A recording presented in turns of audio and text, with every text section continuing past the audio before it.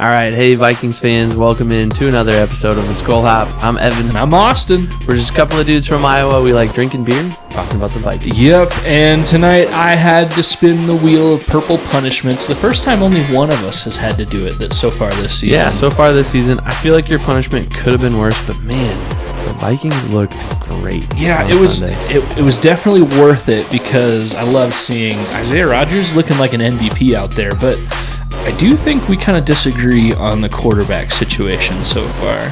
Yeah, and that was an interesting discussion that we had. Only time will tell, in my opinion. This beer, though, StompBox Peach Fuzz. Yeah, it was delicious. Great beer. Yeah, I loved it. I also loved this episode. It was a great one. So stick around for episode 106 of the Skol Hop. Grab a cold one and enjoy. Skol.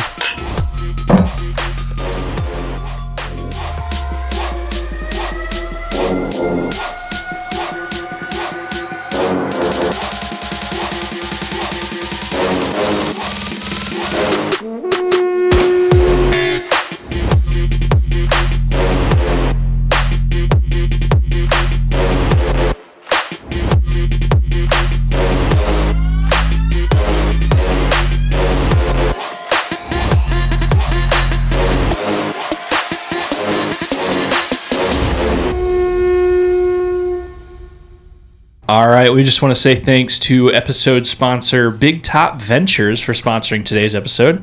If you are looking to take a trip to an all-inclusive resort in Mexico or Jamaica, go ahead and reach out to our friends at Big Top Ventures LLC at gmail.com and just let them know that you're looking to take a trip, and they will only reply to you with all the information you need, as well as giving you the best rate possible on any Mexican or Jamaican all-inclusive resort, and I can basically, kind of almost guarantee that. I mean, I've used them many times.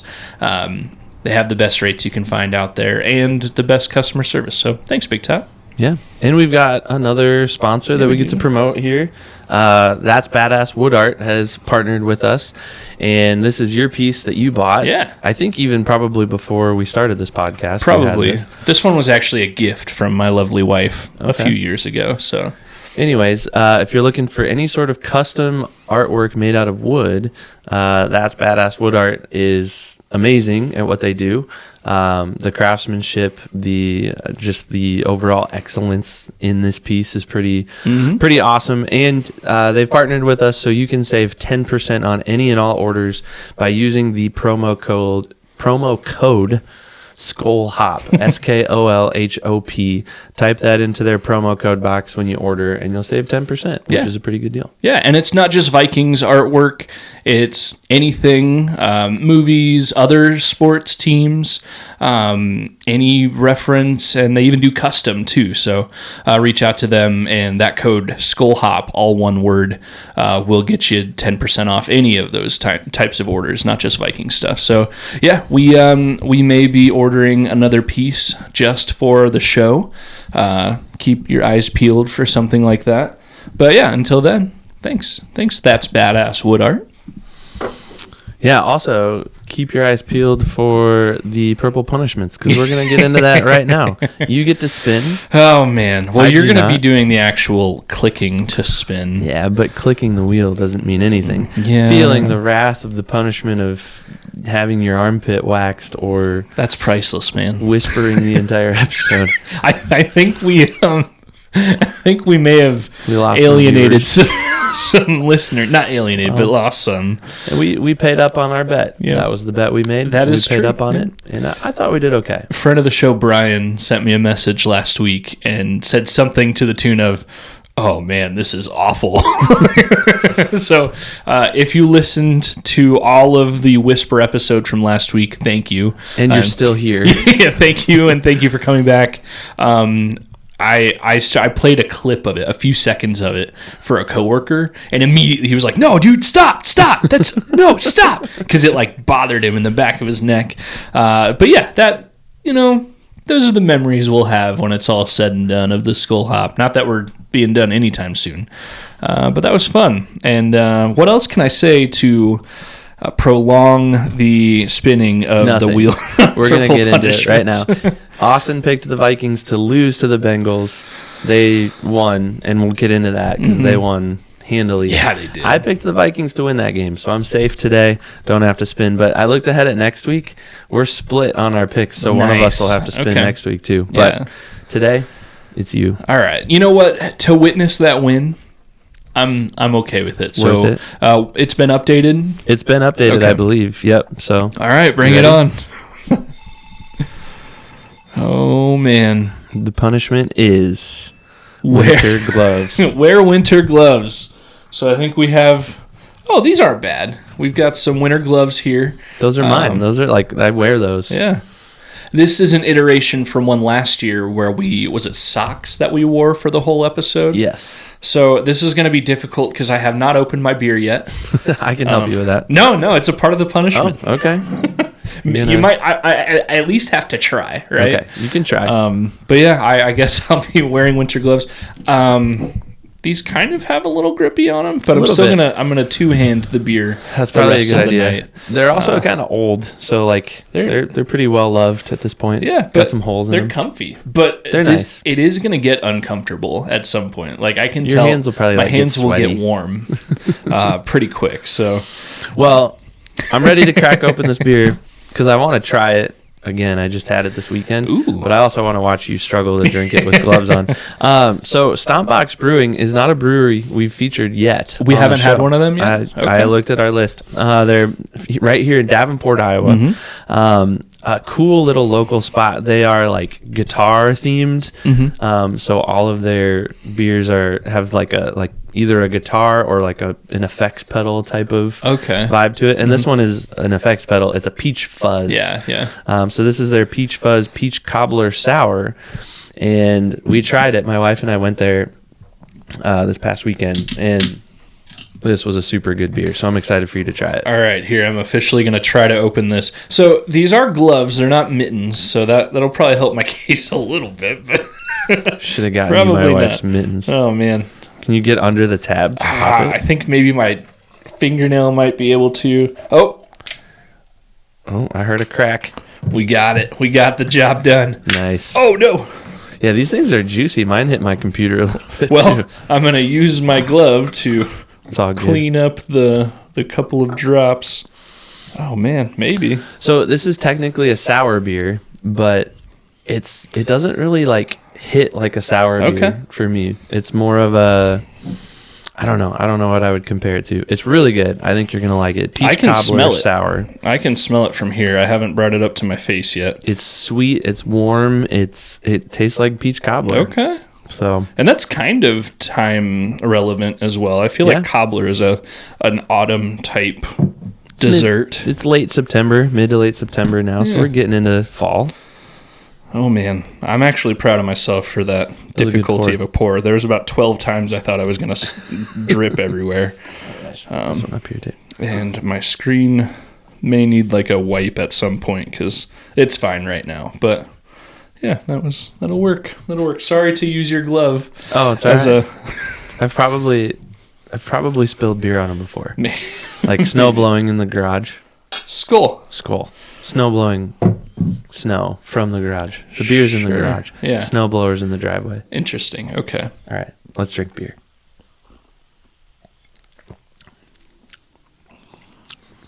It's a little more sour than I remember it being over the weekend, but it's still really good. Well, I'm assuming when you had it on draft, right?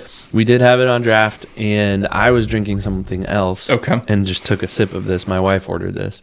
So. This definitely, to me, is a sour. It is. Yep. It's very, very sweet, but also not like bad because it's sweet. I like it. It's got some peachy vibes. Mm-hmm. I mentioned that it would be fall kind of flavored, but no, this is straight up. It's a warm weather drinker. It's nice and sweet, and to me, light. It's really good. It doesn't make me think of sitting by a bonfire. See, I get opposite vibes a little bit. I definitely kind of feel the warm fire vibes a little bit from it. Yeah. But to each their own. Yeah. I like it. I'll drink this anytime. Yeah, I like this a lot. This is actually really good, which is surprising to me because it is so sweet, and I don't usually go for the sweetness. But yeah, thank you. Thank you for bringing it. Thank you, StompBox, for making a good one. I can't wait to have the rest of what we've got here. Yeah. Well, let's get into this game, this blowout win against the Bengals. What a fun game to watch. My brother-in-law, Jason, was actually there. Oh, really? Yeah. Oh, that's awesome. So he and his dad had purchased tickets a while ago, and so yeah, it was pretty fun. I think for them to be there together. Apparently, they got pretty good seats. I think they were like on the 50-yard line in the lower level somewhere. I don't know where exactly. Wow. But, we should probably see if he can send us a picture or something. I texted him and I'm like, dude, what a game for you to be at. That is awesome. Well, especially after watching what we watched against the Falcons the week before, it was probably like I don't know if I want to go. Yeah. And knowing, backup quarterbacks were going to be in and injuries and all that fun stuff. But yeah, it ended up being a great game to go to. I'm pretty jealous, actually. Yeah, for sure. Well, let's start by talking about the backup quarterbacks. You had Carson Wentz in for injured J.J. McCarthy, and you also had Jake Browning in for injured Joe Burrow. I feel like Vikings fans got vindication for the "you never should have effing cut me" clip that Jake Browning is infamous for a couple years ago. I feel like he probably made himself into a whole bunch of memes. He did. I saw that GIF. I saw that GIF a handful of times in the past day or so. Yeah, so Carson Wentz played really well. I don't think he played outstanding. I don't think he's like, it's not even like Sam Darnold level yet. But he managed the game well, 14 of 20 for 173 yards, 2 touchdowns. He had a 129.8 rating. My initial thoughts were he executed the script really well in that first drive. They marched down the field, scored the touchdown, and then he kind of seemed to cool off after that. He didn't turn the ball over. He took a few sacks that I was a little frustrated by, and I wish he would have just thrown it away. But other than that, he seemed to play pretty well. Yeah, I do think at one point it was funny that we were very clear that we've seen the last of mobile Carson Wentz. Because you remember, like, that was he was almost like a Culpepper, like, big dude when he was drafted, a handful of years ago. Big dude, could pass it, but also was electric in the run game. And at one point, he tried to break free to try to get a first down or something, and he got run down by a defensive tackle.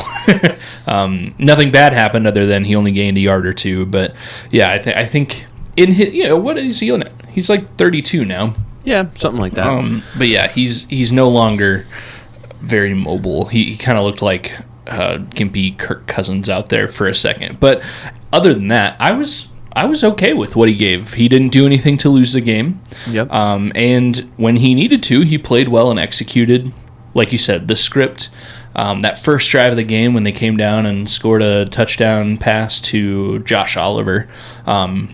That drive was assisted by a few pretty good penalties from the Bengals, but all the Vikings did was end it with points to start the game off. So, but I did text you after a while. There was a pretty good gap between that touchdown, and then pretty soon after that was the man of the show, which we'll talk about, Isaiah Rodgers. He had that pick six, but after that pick six, the game overall kind of got pretty boring. Yeah, it did. And I even texted that to you, like, yeah, this game's been boring ever since that interception for a little while, and then it heated up again. And like right before halftime, they turned the ball over twice. Yeah, again within like 90 seconds, they turned it over with like 90 to go, and then the Vikings got it, scored, and then they turned it over with like 30 seconds to go. And it was like, I think you texted this to me 3 or 4 times. The Bengals don't want to win this game. Yeah, I tweeted that and then like retweeted it a few times. But yeah, what you're talking about there, I think it was either like 74 seconds or 76 seconds.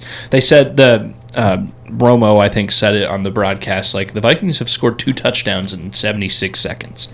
And my oldest daughter, she heard that, and she, like, ran upstairs, Mom, the Vikings just scored 2 touchdowns in 76 seconds. And it was funny. But, yeah, definitely blew the game away at a certain point.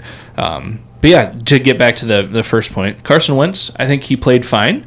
Nothing to be upset about. But also, I'm not sitting here thinking like, oh man, quarterback controversy. Like, I don't think Wentz played good enough to keep JJ on the bench right now, as it sits right now. Maybe I want to come back to that because I think there's some good discussion to be had there, and we might be on opposite sides of the table there, which is okay. Mm-hmm. But I think we need to give credit where credit is due. Isaiah Rodgers played the game of his life. Perhaps the best game any cornerback has ever played in the NFL. I think everybody's seen it by now, the Pro Football Focus stat that 99.9. Yeah, he's either the first person or the first defender ever to get... He's the first player ever. Yeah, to get a 99.9 perfect grade from Pro Football Focus. I've seen his stats somewhere, but I don't have it right in front of me. But he had 2 touchdowns, 2 forced fumbles, an interception, like 1 allowed catch for like 2 yards.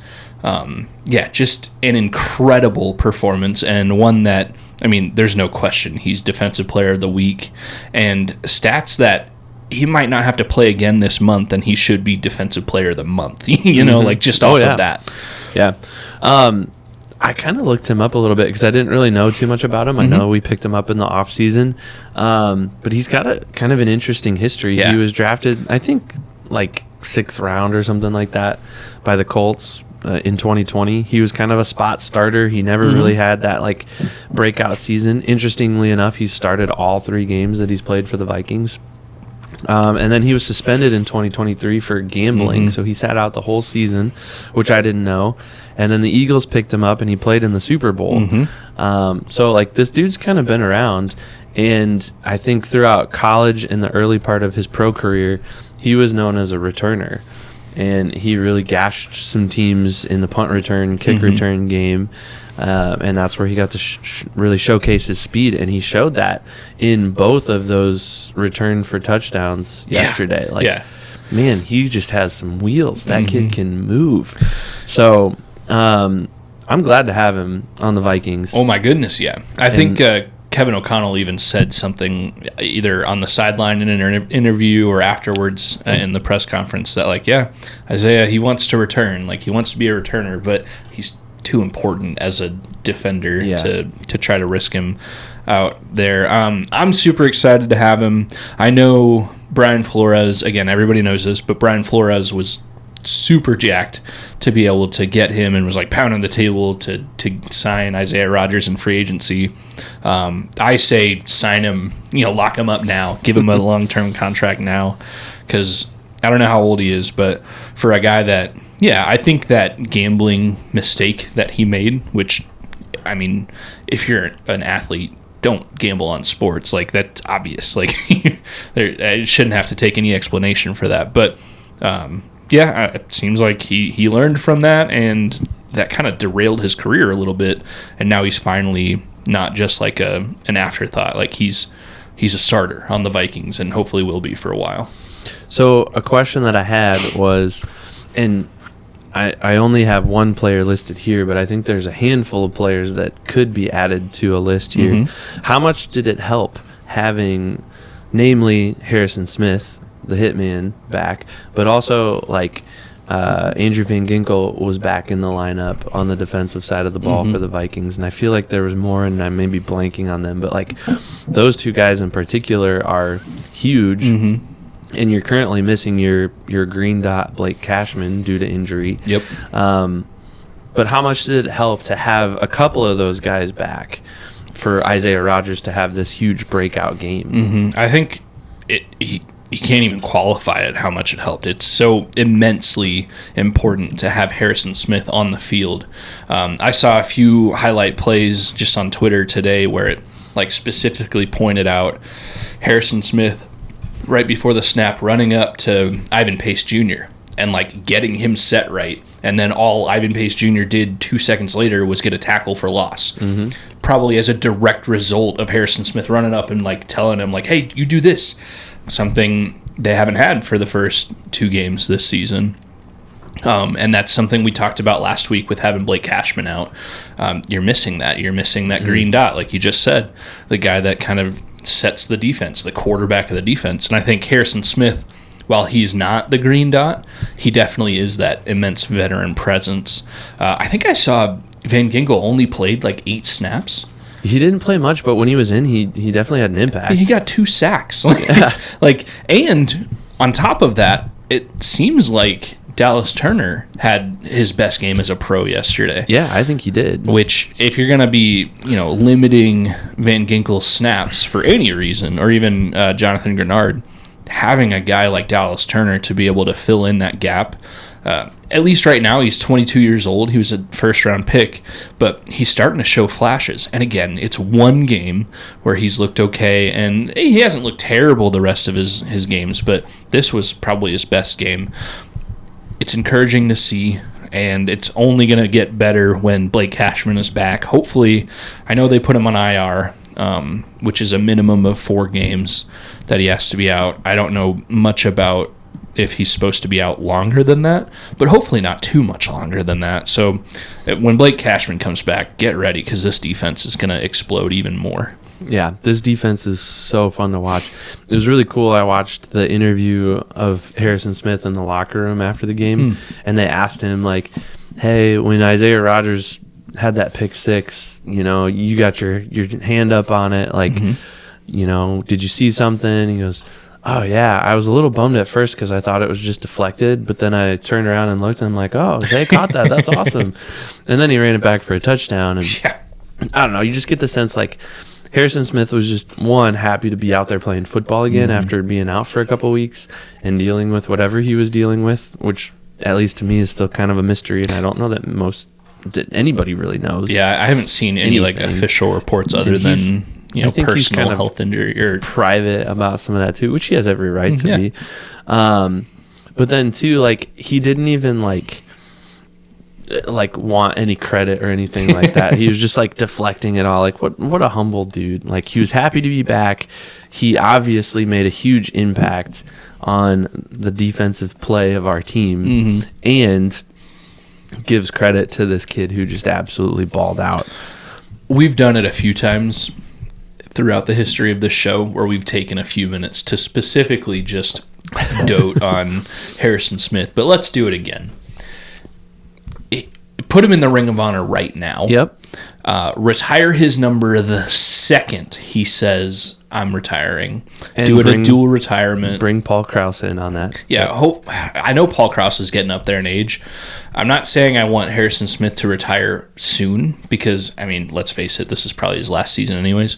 But, man, I hope when he does retire, they do the whole ceremony where they bring in Paul Krause and they retire Harrison Smith and Paul Krause, dual 22s. Yep. They can do that tactfully, and I think Harrison Smith is the kind of guy that's like, who would welcome that, like, yeah, let's do this together, rather than, I want it to be about me. Yep. Although he deserves it to just be about him, too. He should be a Hall of Famer. I think he will be. I think he will be. I hope the voters that should know this game more than anybody else know that they need to vote for him, and I'd be saying that if Harrison Smith was on any other team. You just, real ball knowers know about Harrison Smith and know that he's a real one. And it's not just longevity. Yeah, he's played a long time, but he's been consistently good every year he's been out there. He's just a good dude too. Like, it would be shocking to hear, oh, he's been arrested. Like, I wouldn't even believe it. Not that anybody is perfect, but he just seems like a good dude, and you want good things to happen to him. So he's the ultimate Viking. He has chosen the Vikings many times, even though he probably could have gotten bigger contracts elsewhere a few times. And the Vikings keep choosing him too. So it's just a good relationship. We love Harrison Smith. That's it. That's the episode. All right. Well, we can't talk about anything else. No, I agree with everything you said. And if not one of those things becomes true, then that's a crime. Mm-hmm. I mean, all of those things you listed off, I think, are very, very appropriate for a guy that's played so well throughout his career.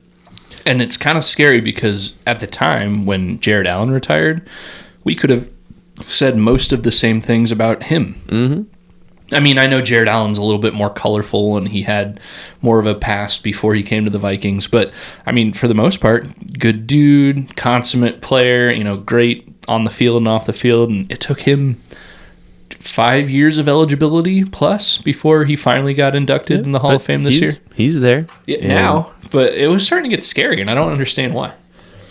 He had some success. I mean, most of his success was with the Vikings, but he had some success with the Chiefs and with the Bears, and I forget where else did he play? Carolina. Yeah. So, anyways, not ready for Harrison Smith to be done. This could be the last hurrah. We'll see. One other thing I really want to talk about, because I think this is kind of a sneaky good thing that happened in the game that not really anybody's talking about because of the Isaiah Rodgers stuff and because of the backup quarterback stuff. Jordan Mason quietly had 100+ yards and 2 touchdowns. Yeah. And I even wrote in our notes here as I was writing these out, like, it seemed insignificant, and if you would have asked me, like, right after the game was over, if that was a big deal, I would have been like, no, Isaiah Rodgers. Well, yeah. But looking back on it, that's a big deal. The Vikings have struggled to have 100+ yard rushers in a game since Dalvin Cook left. Yeah, it hasn't been great. It just, we've lacked the consistency of that really good running attack since Dalvin Cook left the franchise. And not only did Jordan Mason gain, I think it was 116 yards or something like that, but he had 2 touchdowns. Yeah. And those 2 touchdowns they weren't necessarily garbage time touchdowns, but they weren't like gotta have them touchdowns either. But he still got them. And I think that's a really good start for this Vikings team and for Jordan Mason specifically. With kind of the issues that they've had so far offensively, trying to find their offensive identity, it's good to know that this guy can do it. Yeah. And I think against a pretty decent defensive line. Oh, yeah, absolutely. So. Yeah, you mentioned it hasn't been great running-wise since Dalvin Cook hasn't been Dalvin Cook anymore. And we know Aaron Jones had 1,000 rushing yards last year and looked pretty good, but to me, Aaron Jones was like a cherry on top every time he did something good. It wasn't like, and somebody may be able to point one game out to prove me immediately wrong, but it never felt like Aaron Jones was a game wrecker, like the reason the Vikings won games last year. He was just consistent and good and helped. Now, I do think the best way to keep your offense on the field and avoid 3 and outs, you're going to get flashy plays and explosive plays every once in a while. The 97-yard touchdowns to Justin Jefferson against the 49ers last year. Those will happen every once in a while, and they're amazing. The pick sixes from Isaiah Rodgers, but the thing that tears down defenses and keeps offenses on schedule and in the game is the 6-yard run. Yep. Is the 12-yard run, is not getting a tackle for a loss 3 times in a row and then you're punting. So that run game really does open up the rest of the offense, and you can't pass if there is no run game, not easily. And we see that every once in a while with teams that are supposed to be great. If you don't have a run game, then, I mean, look at the 49ers. They have one of the best running backs in the league in Christian McCaffrey, but what happens every time he's injured? The Niners aren't that great. So Jordan Mason, if all he does for the Vikings is give him 116-yard games and a touchdown or 2 to, be the cherry on top, awesome. Just keep the offense moving, and then every once in a while, JJ's going to throw that bomb to Justin Jefferson. Hopefully it's JJ. And then when you get Aaron Jones back healthy too, then you've kind of got the double-headed monster that a lot of the other teams, I mean, having that 2-headed attack at running back is definitely in vogue right now. The Lions are doing it really well with Jahmyr Gibbs and David Montgomery. The Bears are doing it with DeAndre Swift and that is what's funny. his name? They're handing the ball off to DJ Moore. Yeah. Oh, wow. Which is weird. I watched a lot of the Bears game yesterday, and it felt like DeAndre Swift, it felt like he was gaining yards left and right, and he was going to have this big game, and then at the end of the game, I think he had like 40 yards. So, which is not insignificant, but it really felt like he had much bigger impact on the game than that. But yeah, it goes to show if you can have the right 40 yards, you can really, like if you get a bunch of 2-yard gains that all go for first downs, boom, that is game breaking. That is amazing. So yeah, I'm looking forward to seeing more. Right now, I think when everybody's healthy, I think Aaron Jones is RB1. Yeah. And then Jordan Mason is not quite RB2. He's probably like RB1B. Mm-hmm. But I mean, if you keep having games like this where Jordan Mason alone, and I know Xavier Scott had some rushing yards, even Cam Akers came in a little bit, had some rushing yards, but yesterday was Jordan Mason's day. And if he keeps doing that, maybe you switch. Maybe Aaron Jones is the change of pace guy. I don't know. All right, so let's get back to a couple of things that we would do quite a bit the last couple of years. We haven't done it yet this year, but that's all right. It's always been good. A weird year so far. It's always good to get back into things. Let's do roses and thorns and game balls. We can start with roses and thorns. All right, my rose, I mean... You're going to pick the obvious one. It's probably just going to be both of our roses, right? The Isaiah Rodgers. Yeah, I mean, yeah. And the defense as a whole, but just to be able to ruin an NFL team's day and they kind of seem fluky, and maybe there's a little bit of luck that goes along with it, but like it's not like he made the interception happen, but he caught the ball and ran it back.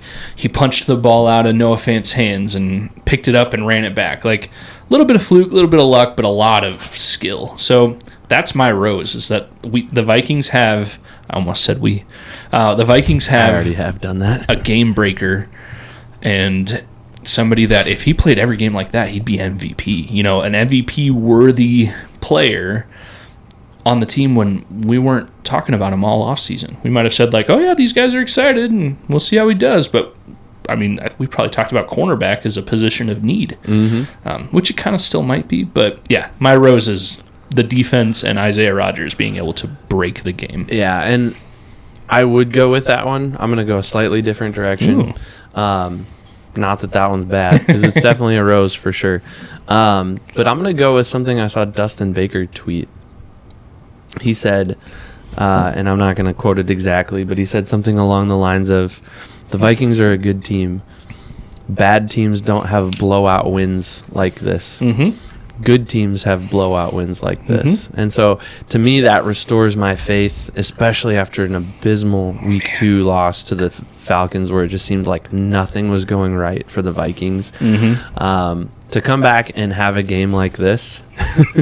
I'm trying to open my second beer, and it's happening. It'll happen, I promise. But remember, I'm how's the sweat level right now? They're warm, but I'm not sweaty yet. Right, that's fair. And I'm not giving up on this beer. The first one, I don't know what I did. I'm also trying to avoid it sending some droplets. But keep going. Sorry, I don't want to interrupt your point. All that to say, that's a rose for me, is to have this huge rebound. That's what I called last week. When we were making our final predictions, I said this will be a rebound. This will be, you're going to cheat and use your resources. I'm not cheating. I'm using resources. There's a bottle opener in the drawer, and he just pulled it out. I thought it was a screwdriver at first, and it's not like it's helping right now. It's there we go. Bottle opener that has like a screwdriver handle. It came in the tool set, I think, that I got. Oh, that's cool. Anyways, that's my rose. That's a good rose. The Vikings are still a good team, and we saw the difference that only a handful of players can make. Christian Darrisaw, Harrison Smith, Andrew Van Ginkel. You get guys like that back. Yeah. And they can really make a difference. You're pouring that like right over your mouse. Well, I was pouring it right over our audio recording equipment for a second, so I was like, I'd rather not. You can close the drawer on that. I'm impressed, though. This is a good pour with the gloves on. It's not for lack of effort. Yeah, that's a good rose. I would say if I had an honorable mention for a rose, and we don't need to, but I mean, I'll make it quick. Christian Darrisaw coming back, automatically proving, and you can see the difference on the field. Same with Harrison Smith, the difference of the team with them versus the team without them. And all he did was come out and block one of the better defensive ends in the league. I forget the guy's name. Trey Hendrickson. Mm-hmm. I was going to say Trey something. Anyways, yeah. And he didn't play the whole game. I think he came out in the fourth quarter, but they didn't need him at that point.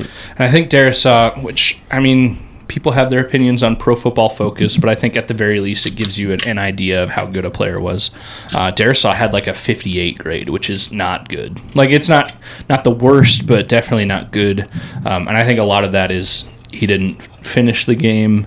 I don't know if he had any penalty. I think he had at least one penalty he had on one him. False start, I think. Which can affect your PFF grade. But yeah, I think that's one where the grade wasn't totally accurate to the performance, which you're going to get that. And I think... You texted me too early in the game. You kind of thought when you were watching him play, it seemed like he was maybe a little ginger, trying to be a little cautious, trying not to re-aggravate anything and, end up on IR again. Yeah. Which would be terrible. Yeah, I did say something like he doesn't trust it yet. And I even tweeted sometime last week, I was feeling really grumpy about, because he had some quotes after practice one day last week, like, I'm going to come out and I'll play when I'm...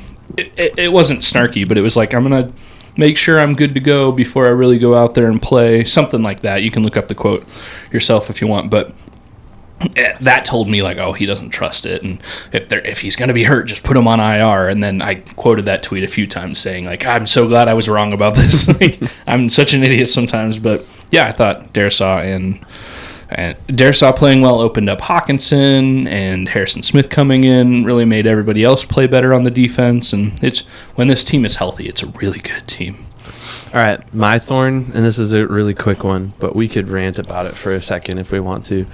My thorn is the fact that CBS pulled the broadcast in the third quarter. That's so frustrating. Ridiculous. And I have a Sunday ticket, and I figured, okay, I've got Sunday ticket. Maybe there's something I can do. Like, I'll still be able to find it somewhere. No, it wasn't available. Blacked out? It was blacked out with Sunday ticket because it had been televised in our Locally, area. Yeah. I think had that happened without it being televised in our area, Sunday ticket still would have pulled through. Right. But no go. I had to find an illegal stream, an offshore stream somewhere. Yep. And watch it on my phone instead of my 110-inch screen downstairs. Boo-hoo. But yeah, that's the thorn of the game. That was frustrating. If there were another thorn, I don't know if you had one, but if there were another one, it would be maybe the sacks that Carson Wentz took. Like, just throw the ball away, man. Like, you're a veteran quarterback in this league. Mm-hmm. You should know enough to know. Get rid of it. Don't eat dirt and take the ball down with you. Come on. I do have a thorn, and it's, boo-hoo about us. I'd love to have these problems. But my thorn is that since the defense really locked everything down so quick, the game kind of turned into like everything's working for us. I feel like we didn't get much of a sense of how Carson Wentz would play in a tight game, how KOC would interact with that. I feel like we didn't learn a lot about KOC and Carson Wentz because we didn't have to. Just like, Carson Wentz, what did he have? 170 yards and 2 touchdown passes, which is great. 129.8 rating. That's amazing. We'd take that every week and buy his jersey and tattoo his face on our butts if that were the case every week.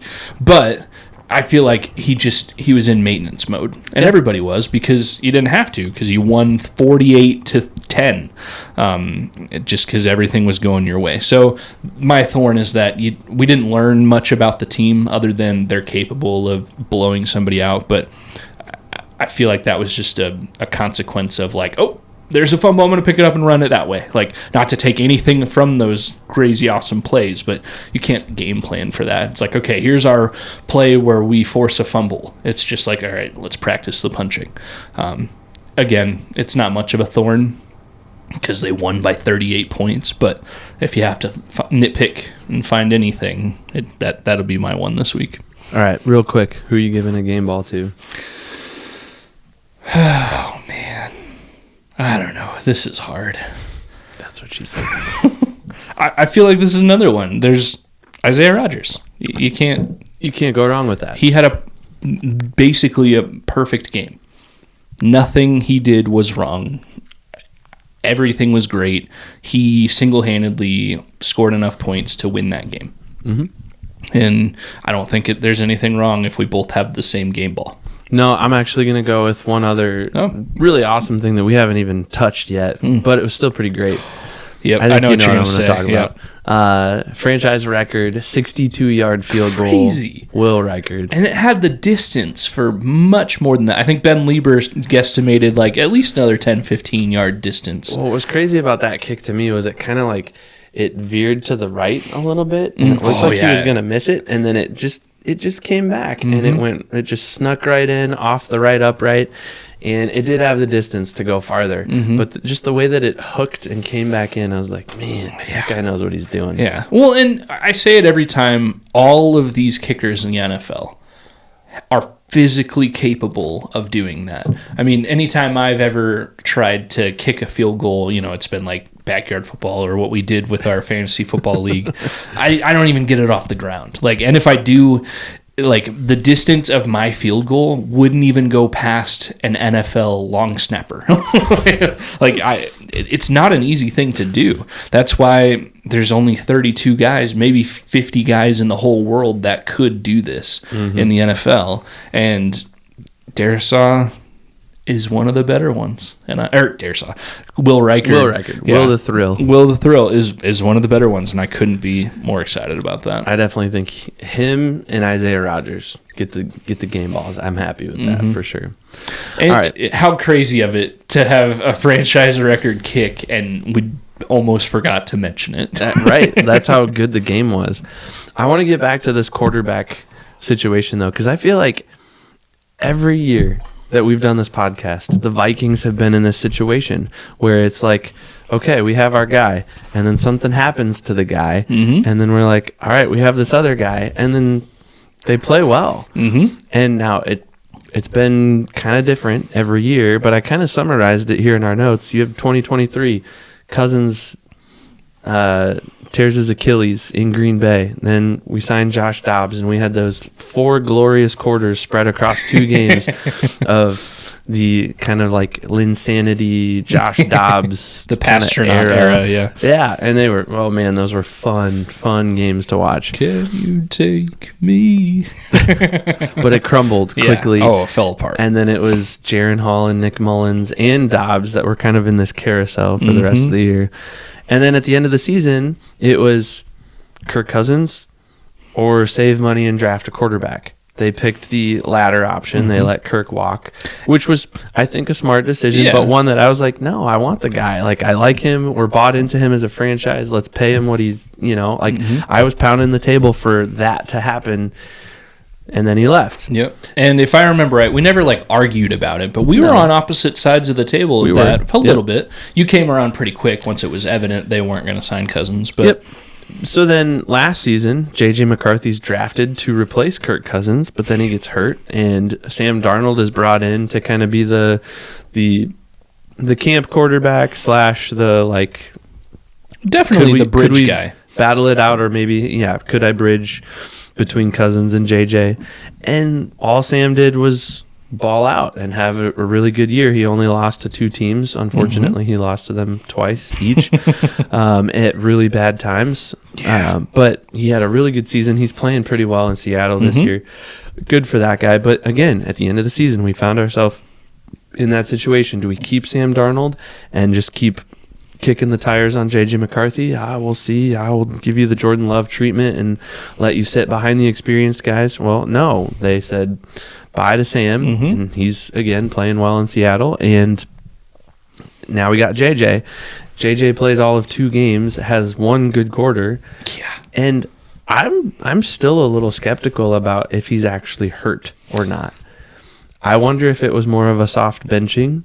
This is just my theory. I'm not saying anything that I know for certain. I'm just speculating here.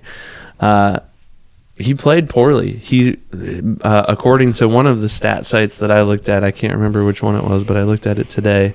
I think it's this one that does EPA. He is the worst quarterback in the league, at a minimum of however many snaps. EPA plus CPOE, he is 33rd out of 33 quarterbacks in the league. So I'm gonna disagree with you respectfully. That's fine. I think Kevin O'Connell, if he was going to bench the franchise quarterback 8 quarters into his career, KOC would outright say it. He would be like, hey, this is what we're doing. This is why. We have a lot of faith in this team, and quarterback play so far isn't up to snuff. This is why we're doing it. I think it might be a hair convenient, and the outcome, once JJ is healthy, will benefit him to take a breath. I mean, his whole world is changing. He's a QB1 for an NFL team for the first time without a lot of pivotal pieces. We just spent 20 minutes drooling about Christian Darrisaw, who hasn't played with J.J. McCarthy. It's not an excuse, but McCarthy did just have a child, and we're dads. I know I was a worthless piece of garbage to the rest of the world definitely the first week of each of my children's lives, because you're not sleeping, you're focused on, your whole world changes. So again, not an excuse, but it is an excuse, and it sounds cheap to blame it on that, but it definitely factored in, whether it was the whole reason or not. And he's young. He's 22, trying to diagnose an NFL defense and offense and dictate it and literally be the quarterback. So it's not going to be immediately awesome right away. So do I think they're soft benching him and saying he's hurt to try to save his pride? No, I don't think KOC would do something like that. He'd save his pride in a different way, trying to talk him up and say, hey, in the moment, we're just going to let him sit for a few games. But like I said, I do think the end result, once he's back, probably after the bye and healthy, I think it'll be one of those, he may not be immediately handed his job. Behind closed doors, it'll be like, all right, let's get back to work and see how healthy you really are. There might be a prolonged, you're kind of still sore thing, but I don't think it's a quiet benching or a soft benching. But I could see the mindset. I definitely could see why you'd say that. So how well does Carson Wentz have to play to take that out from under J.J. McCarthy then? Like to pull a quote-unquote Sam Darnold or like a Josh Dobbs that came in and played really well for a couple of games. Like what does Carson Wentz have to do, in your opinion, to pull the rug out from under JJ? Well, I mean, first off, we're not in the practice field and in the meetings and stuff, so we don't really know.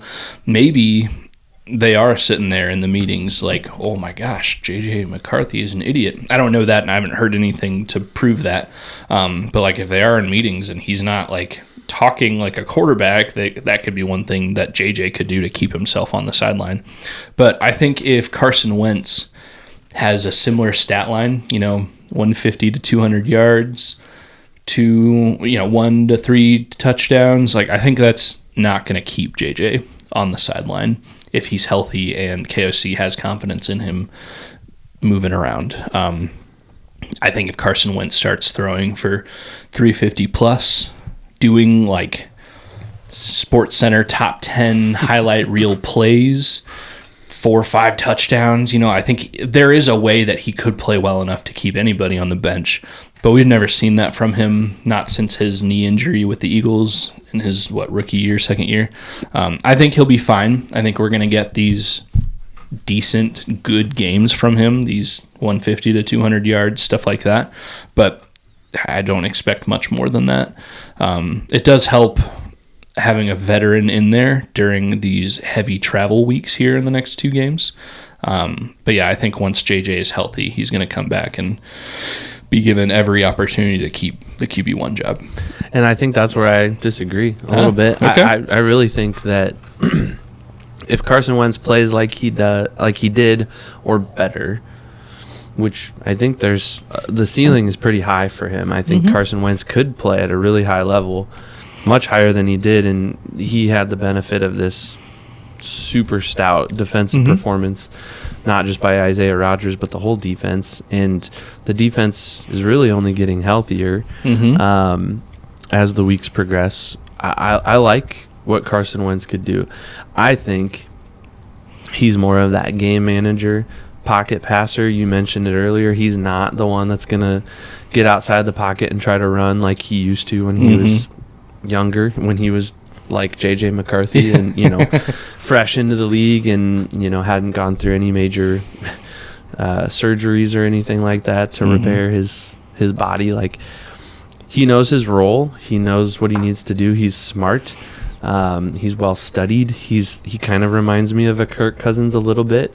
Maybe not to that level yet, but I think with some time and working with a coach like Kevin O'Connell, like, I think those things will come to Carson Wentz in this system over time. I think there's a very likely scenario where Carson Wentz makes a trip across the pond to play the Steelers and the Browns in Dublin and London, and comes back to the U.S.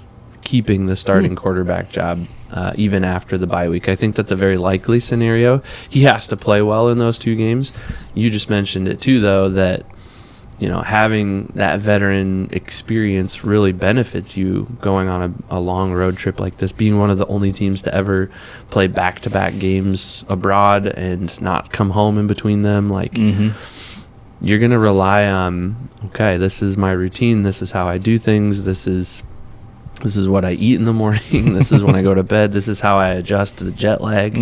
All that stuff is going to be super important for not just one game, but now 2 overseas, and traveling from one country to another between weeks. I think same time zone roughly and stuff like that. But, like, I don't know. I think there's a very strong possibility that he keeps the starting job until he loses it. Yeah. And that's kind of where I sit. And I'm very okay with that because I'm happy with what I saw. If they keep winning games, I let them do what they're going to do. And I don't think on the other side of that equation, I don't know that J.J. McCarthy's that game manager. I think J.J. McCarthy's more reactive. I think he's more, oh, crap, here comes somebody to try to tackle me. I got to react, and I got to try to make something happen. And that's where he got himself in trouble in the first couple of games. It happened against the Bears. And then, I don't know, something happened. Something clicked in him. Maybe it was just the adrenaline. Maybe he blacked out and doesn't remember anything about the fourth quarter. But he made it happen. And then it was miserable against the Falcons. Yeah. Like, it was just, that was a hard game to watch. Specifically the quarterback play. It was subpar.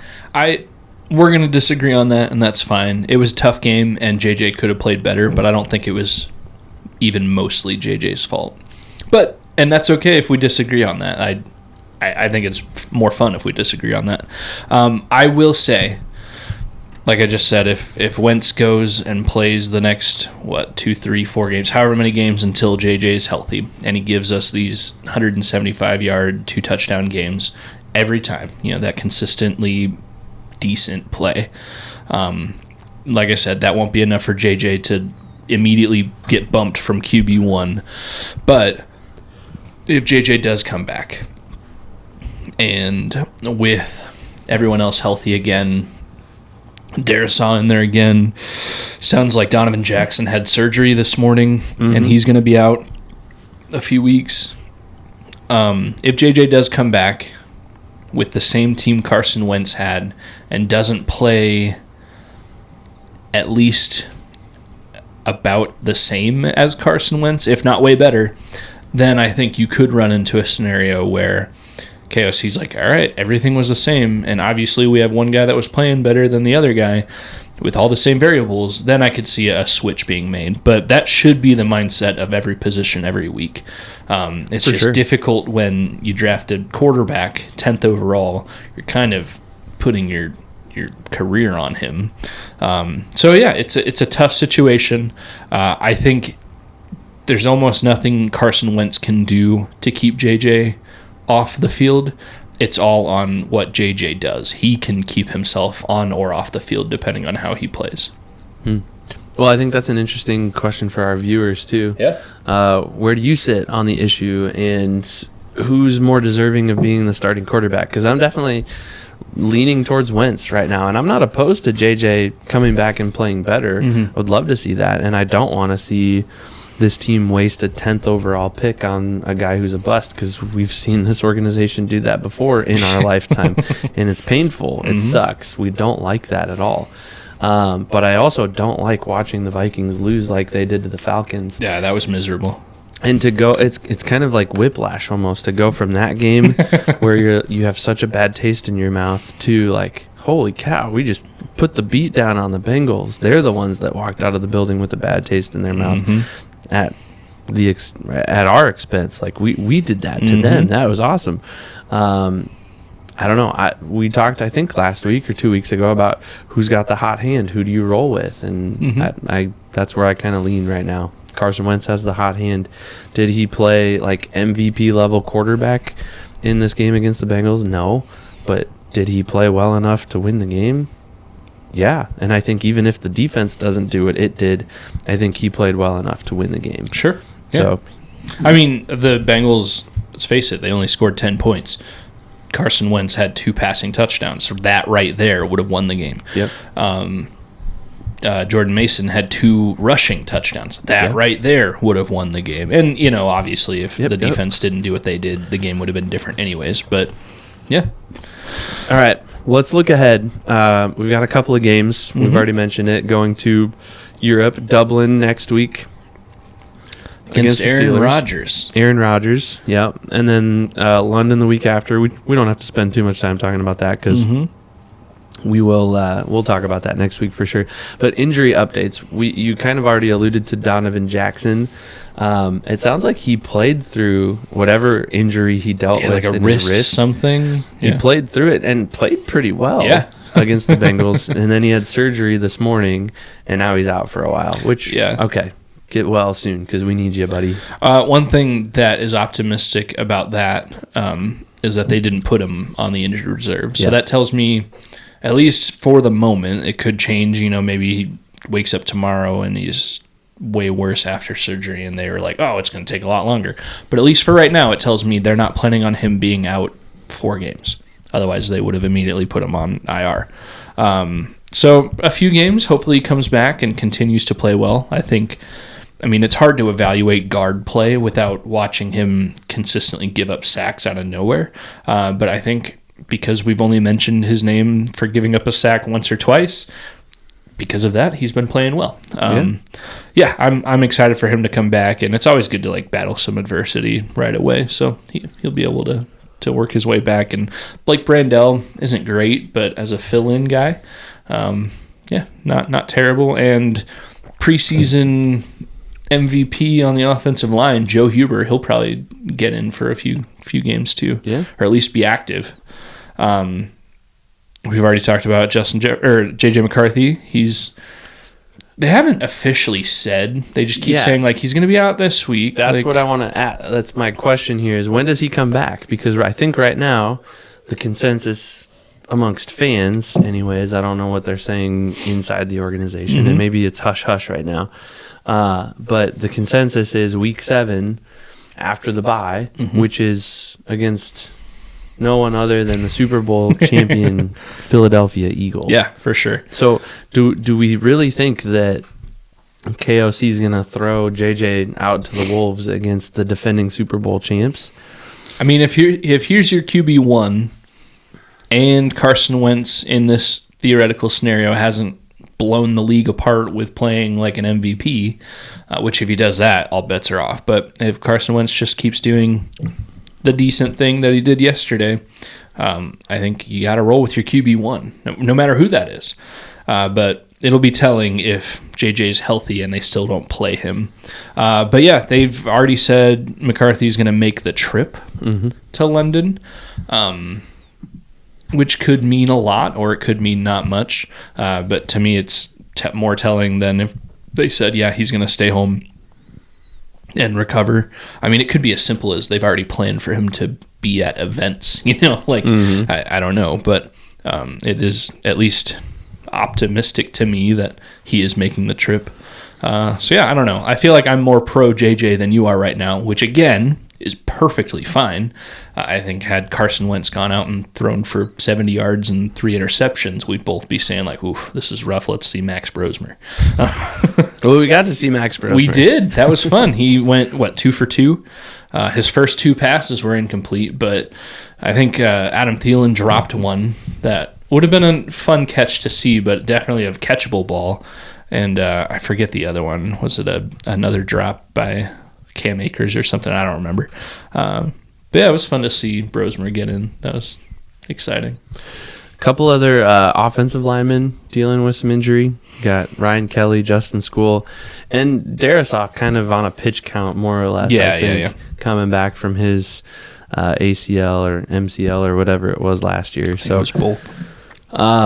Yeah, definitely like some pieces on the offensive line that could either get healthier, like Darisaw. Like I think it was good to have him back. He made a difference for sure. But would be great to have him back 100%, like 4 quarters, maybe comes out a play or 2 here or there just to catch his breath, but otherwise he's that guy, solidifying. I texted you, Jordan Mason had a really good run to start the game, and it was off to the left. Yeah, and it was the first or second play. It was all CD, just out there, just sealing off the left side so that he had room, he had green grass to go. And like that's just the difference that guy makes. He's huge, literally and figuratively, and he's got a huge paycheck now too. Like he's making a lot of money, so I think he's one to watch. I think Ryan Kelly too is another one to like. That's your center right there. Yeah, you know, like making calls in the pass protection. Yep, and snapping the ball, like getting the ball to the quarterback to start the play. So he's another one to kind of watch. I don't know his status. I put a question mark. Yeah, like I think he'll be back sometime soon, but hopefully sooner rather than later. All right. Are you concerned at all about 2 weeks in a row in the UK, or is that kind of a non-issue for you? No, because I feel like once you're there, if anything, 2 weeks might be beneficial. I think the Jaguars last year were the first team to do multiple weeks in a row over there. They lost their first one and won their second one.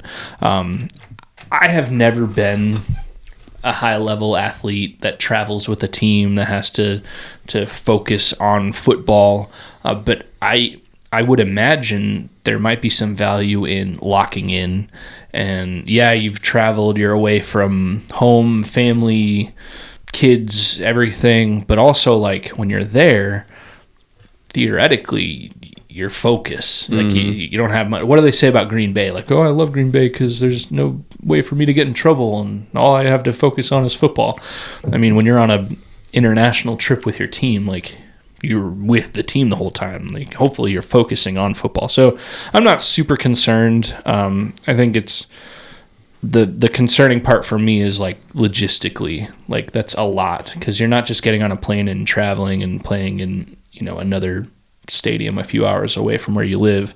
Like, I think they probably have a whole plane just for equipment, like they've had people scouting out where they're going to stay and planning out meals and like doing all these things and planning everything out. And that was probably more of a logistical thing to plan out. And anytime you're focusing more on traveling to London, you're probably focusing less on the game plan for the Bengals. You know what I mean? So, it probably just puts a dent in your game plan. But overall, I think any NFL team is capable of overcoming any of those challenges. Something interesting that kind of just dawned on me here as we were talking. 2 weeks in a row, the Vikings will play like 40-plus-year-old veteran quarterbacks that have won Super Bowls and are really, really good and are still playing at a high level despite their old age. Yeah, Aaron Rodgers is Aaron Rodgers. He's actually looking okay this year. Yep. Joe Flacco just beat the Packers. Right. With a lot of help from his defense and still playing still well. Hilarious. Awesome. I love that so much. But yeah, I mean, what did I just say about Carson Wentz and traveling to overseas? Like having that veteran presence and not having everything be brand new and being around the block a little bit, that's definitely got to be an advantage, like to some point. And the Vikings beat Aaron Rodgers in London last year, so there's no reason they can't beat him in Dublin this year. All right. So you had to spin the wheel today. You're wearing gloves still. It seems to be going well. They're warm. They're sweaty. I was about to say it. We'll throw those in the wash. I've done that before. It's all good. Well, I've gotten a little bit of beer residue on them as well. So. Yeah. So looking ahead at next week, you picked the Vikings to beat the Steelers in Dublin. I picked them to lose. So regardless of what happens, one of us will be spinning the wheel based on the outcome of the game. The Vikings win, I will spin. If the Vikings lose, you will spin. I hope you have to eat something spicy. Oof, the Carolina Reaper almonds. Or the mustard sardines. That sounds terrible. Well, either way, one of us is spinning. Has your pick changed at all? I think the Vikings win. Seems like more and more people are getting healthy. Christian Darrisaw alone is proving that he was a huge piece. Him and Harrison Smith. You're coming off the high of having kicked the crap out of another good football team when everybody's healthy for them too, in the Bengals. But also, something we haven't mentioned yet, Jordan Addison is coming back. Yeah, that's true. And we saw firsthand in training camp highlights and the preseason game that JJ played, Jordan Addison and JJ McCarthy have a connection, at least on the field. And when JJ McCarthy comes back, that'll be good. But that also speaks to Jordan Addison being a good football player. So the more good football players you have available to you, the better you are. All for that reason, without even looking at the Steelers themselves, I think the Vikings are poised to get a few wins in the column here in the next handful of weeks. Yeah, that would be great. Steelers, I think, are a decent team. Yeah. I think their defense is pretty good, although I had them in fantasy and I dumped them because they scored me -4 points 2 weeks ago.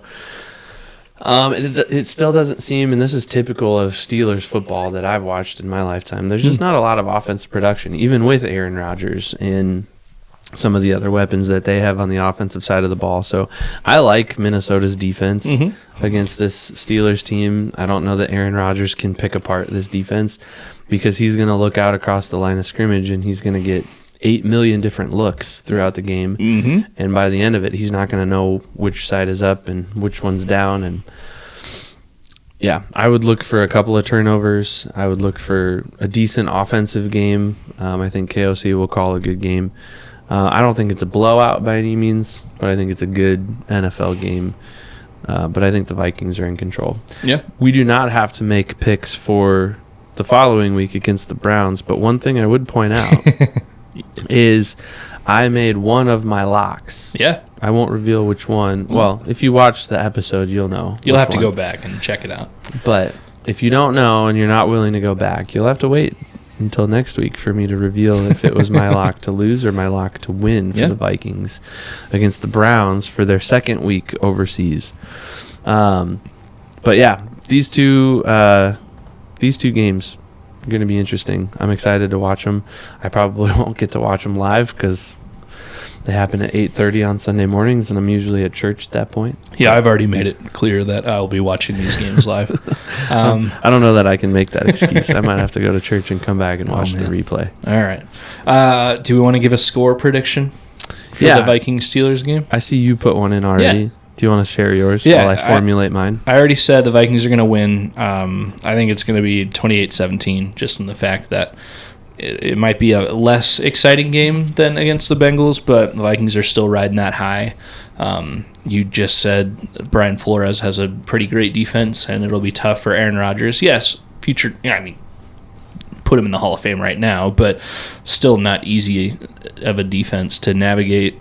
I feel like every time Aaron Rodgers talks about the Vikings, he mentions something about how good Harrison Smith is, and it seems like Harrison Smith is ready to go. So, yeah, Vikings 28, Steelers 17, on to London. I will follow a similar trend. I did originally pick the Vikings to lose this game, but I do think they win this game. That's my updated pick. My Purple Punishments pick is still a Vikings loss. So if I'm incorrect and the Vikings do win, which I'm rooting for now, I will spin the wheel. I'm going to say Vikings win 24-17. I think it's a little bit of a closer game. I think Aaron Rodgers tries to mount a late game comeback. I think the Vikings are up by 24-17. Packers get the ball, or not the Packers. Oh, man. He used to It's been a play for few the years, man. Steelers get the ball with a chance to tie it up at the end, but this defense is just too much. They don't do it. Yeah. All Final right. score. All right, man. What did you think, having finished almost both of these now, of the Peach Fuzz from StompBox Brewing? Super good beer. I like the sourness of it, actually. Like, I think the tartness of it just complements the flavor of the beer in a really unique way, one that I've never really had before, but also in a good way. And I would drink this out at a bonfire. I mean, yeah, it would be good by there, but what I meant when I said that is it wasn't the first sip I took, that wasn't the vibe I got. Sure. I didn't immediately picture myself by a fire the way I do when it's an Oktoberfest. It has kind of that like peach cobbler warmness to it. I think the sourness hits you up front and then it kind of mellows out. So I like it. It's really good. I want to go back. I know my wife wants to go back because she really liked this beer. In fact, we bought 6 of them and she kept 2 for herself. There you go. Good for her. Yeah, StompBox is a great place. Great vibes. Obviously, great beers. They're one of my favorites in this area. So, yeah, I agree. I'd be interested to try it on tap because, and like you said, you had been drinking other things as well. But you kind of got a different vibe when you drank it off the tap than we did out of the can. It was smooth, and that's, I mean, any beer you drink is going to be smoother coming off the draft than it would in a can. So yeah, next time I go there, maybe if they still have it, I'll have to give this one a try right on draft. But yeah, I really liked it tonight. It was sweet. I probably wouldn't want to do like a whole 6-pack right off the bat. Like I'd want to mix it up with some other stuff too, but there's nothing wrong with this beer. If you like peach stuff at all, this is definitely the beer for you. It may even be one that if you don't really like beers or sours, like this might be one that is not as extremely tart or super beer-y. It might be a good one to try if you like peach stuff, but you're not super into beer. There you go. Well, I'd say this was a really good beer.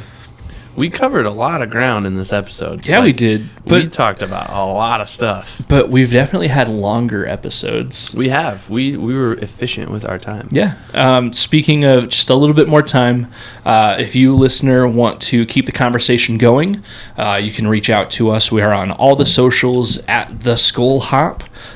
Twitter, Facebook, Instagram, Blue Sky. If you want to watch us and you're only listening to us, if you want to watch us, we are on YouTube. Again, search the Skol Hop. You can watch the video also on Spotify. And other than that, our podcast is basically everywhere you can find podcasts. We'd love it if you gave us a rating. If you like what we're doing, give us a 5-star. If you don't like what we're doing, maybe comment and let us know what we can change. And then after we change it, then give us a rating. But yeah, and lastly, if you would like a free sticker, shoot us an email to theskolhop@gmail.com. And if you want one and give us an address, we will definitely send you a free sticker. I don't know how much longer we'll be offering that one up out there. I think the stickers may eventually run low. The supply is dwindling a little bit, but that's all right. But yeah, if you do, definitely shoot us an email. And don't forget to check out That's Badass Wood Art as well as Big Top Ventures. Yeah. Did I miss anything of? I think you were efficient right there. Yeah, too. I'm trying to be. You just used the word efficient. I wanted to get it all out there. You did great. Also, merch. Evan is wearing one of our t-shirts. We do have, is it threadless.com? Or it's theskolhop.threadless.com for any of our merch. And there's some pretty awesome stuff on that site too. So check it out. All right, man. Like you said, great episode. Great beer. Best episode yet? Skol. Skol.